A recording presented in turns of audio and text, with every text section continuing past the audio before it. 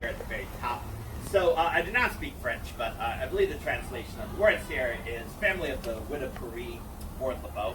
So Jacques Paris was Marie Laveau's first husband. She often insisted on being referred to as his widow for a lot of her life. Most people believe actually just because she was trying to get his military pension for a very long time.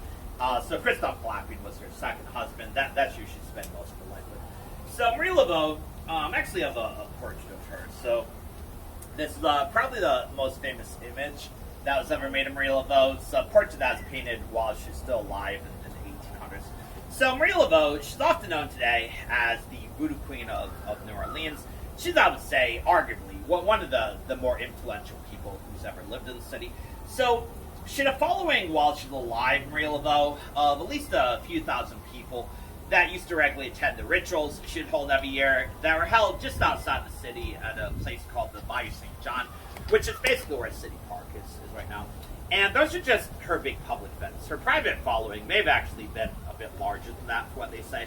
And I can say from my own experience, after having lived in the city now for over a decade or so, Marie Laveau is definitely one of the most revered figures in New Orleans history among locals that live here right now. So unfortunately, though, that's the most that I can say about her right now without any controversy. Everything else about her life is very much debated about it and probably always will be. So we have a lot of stories about Marie Laveau in New Orleans, but we're not always exactly sure where all of them come from. And to some extent, they can be slightly contradictory at times. So for instance, a lot of people will often tell you that Marie Laveau might have actually gotten started in the city originally as something like a street performer. So they say that she used to dance and perform rituals in the center of Jackson Square in the quarter, while wearing around her neck, very famously, a snake that she calls Zombie. And they say that she just kind of danced in front of the cathedral every day with the snake around her neck, and that eventually she attracted a following, just kind of through her charisma, kind of just drew people in. So that's probably one of the more dramatic stories that you'll hear about how she got started. The other most common origin story that you'll also hear, though, that's probably become more popular in my lifetime, I'll say at least. It is often said that Marie Laveau might have actually gotten started in the city working as a hairdresser or something like a beautician. And apparently she's very good at being a hairdresser, they say, very much in demand. But she also started to offer various herbal cures to her clients and things like love potions. And that's kind of how she got started. So the most famous thing that you will hear said about Marie Laveau around the city, it is often said that she appeared to have infernal knowledge.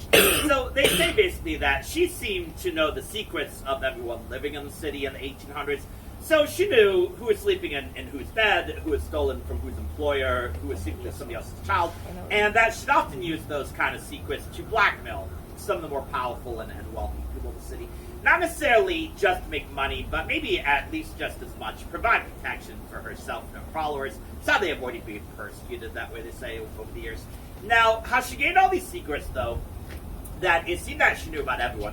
A lot of stories about her just kind of walking up to strangers in the street and quickly giving the whole life story back to them. How she's able to do that, and you'll hear a lot of stories. So some people to this day will still say it was just purely magic.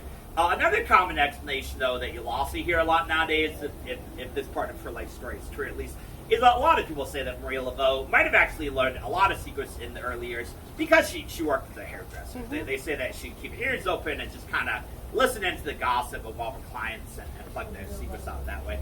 It's also assumed, though, that once she became well known in the city, she also probably employed a lot of informants around town, particularly among the African Americans that were living in the city, but really anybody that was poor or disenfranchised, people that worked as servants around town, they'd all just kind of keep their ears open. And they knew if they heard something good, it's probably a good idea to run and tell Marie Laveau about it. So the other most famous thing that you will hear said about Marie Laveau, probably one of the more magical parts of her story, it is often said that she appeared to never age. So there are credible reports from people that would go to her ceremonies during the late 1800s, when by that point she probably should have been in her 70s, maybe even her 80s. And usually more often than not, you did describe her as looking like this portrait, basically looking like a 30-something young woman. So how that is explained, some people still say it was magic. The other most common explanation, though, that you'll also hear is a lot of people say that Marie Laveau might have actually had her place taken for a lot of rituals later in life. by a woman that looked very similar to her, actually, whose name was legally Marie Laveau, but who's actually one of her daughters. A woman is often known as Marie Laveau II right now. So there is some debate, actually.